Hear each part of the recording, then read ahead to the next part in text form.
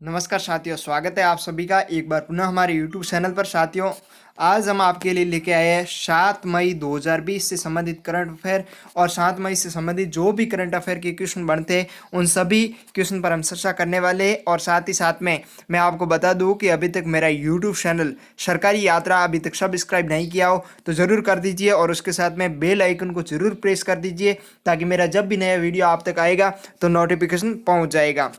साथियों, इसकी अगर आप पीडीएफ डाउनलोड करना चाहते हो तो पीडीएफ आप हमारे टेलीग्राम ग्रुप को ज्वाइन करके वहां से भी डाउनलोड कर सकते हो। और इसके साथ में मेरी वेबसाइट sarkariYatra.blogspot.com पर जाकर जो विजिट करके डाउनलोड कर सकते हो।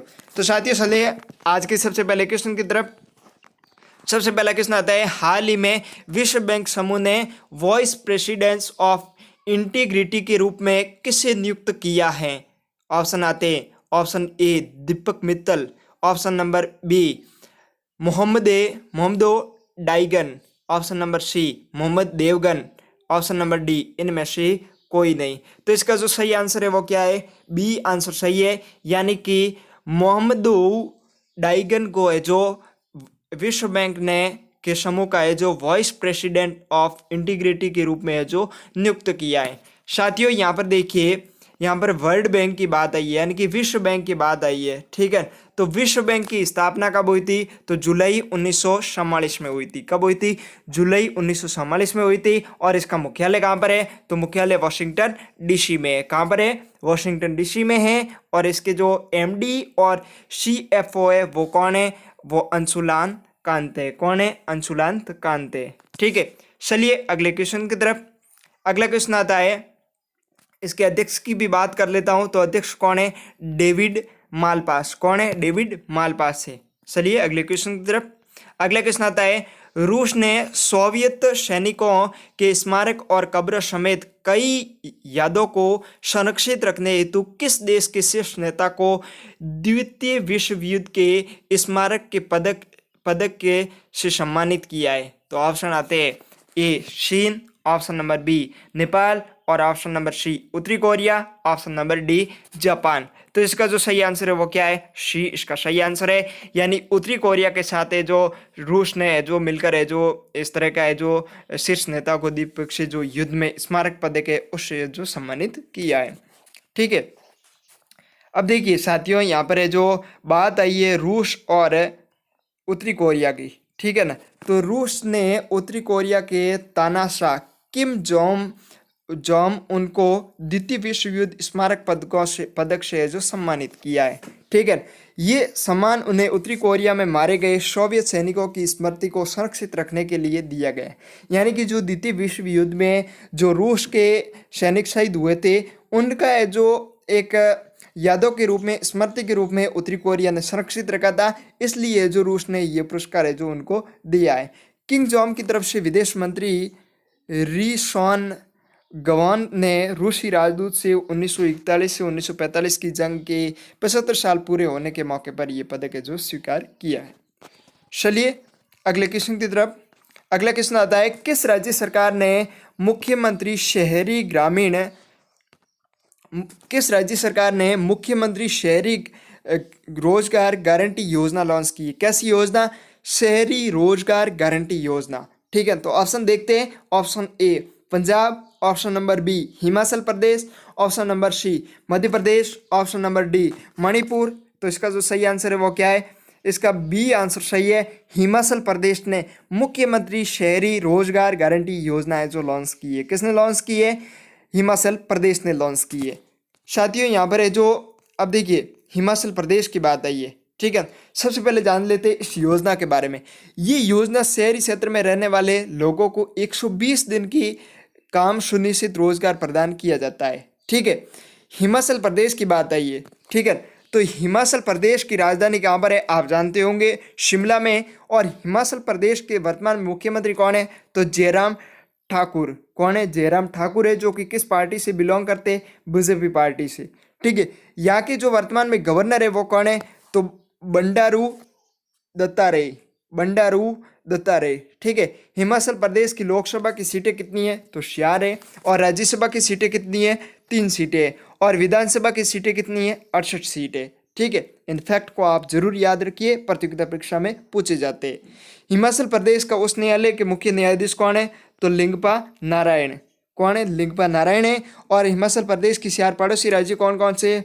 पंजाब, हरियाणा, उत्तराखंड और उत्तर प्रदेश। ये हिमाचल प्रदेश की 4 पड़ोसी राज्य, पंजाब, हरियाणा और उत्तराखंड और उत्तर प्रदेश। देखिए यहाँ पर मैप में आप देखिए यहाँ पर आपको मैप में नजर आ रहा होगा कि ये क्या है? हिमाचल प्रदेश है, ठीक है। ये क्या है? उत्तर प्रदेश, उत्तराखंड है, ठीक है। और ये क्या है? उत्तर प्रदेश की भी यहाँ से सीमा लगती है। और यहाँ पर ये जो क्या है? हरियाणा है ये। और ये क्या है? पंजाब है, ठीक है। तो कितने राज्य हुए?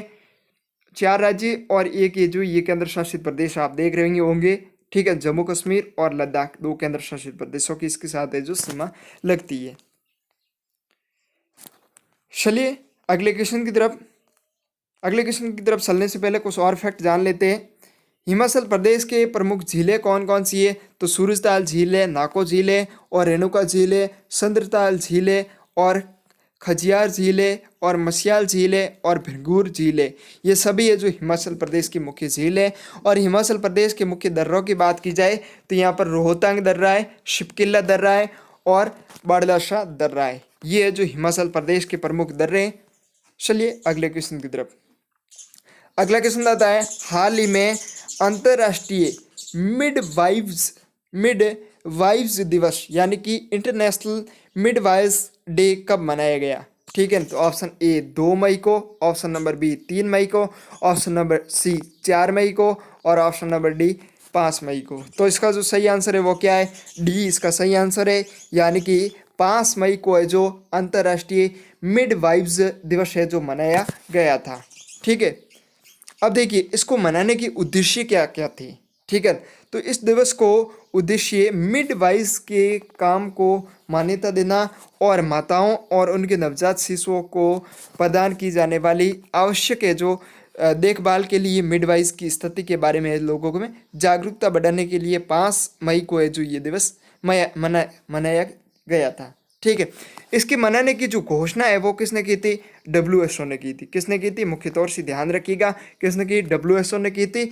अंतर्राष्ट्रीय मिड वाइफ दिवस 2020 की थीम क्या है?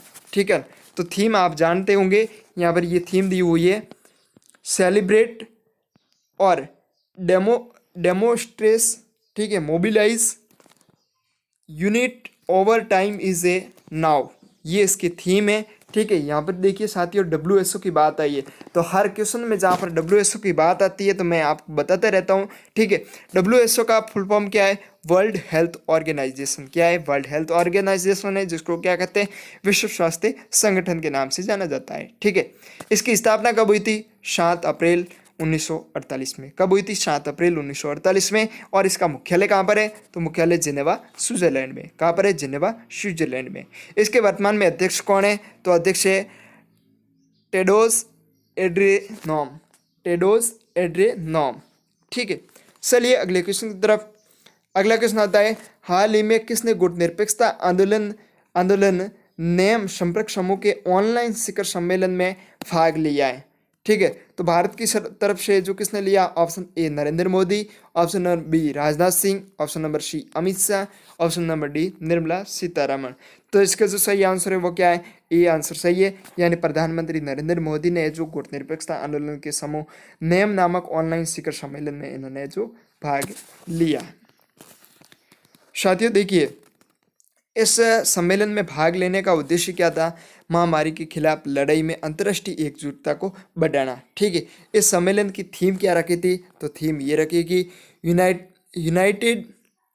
यूनाइट अगेंस्ट कोविड-19।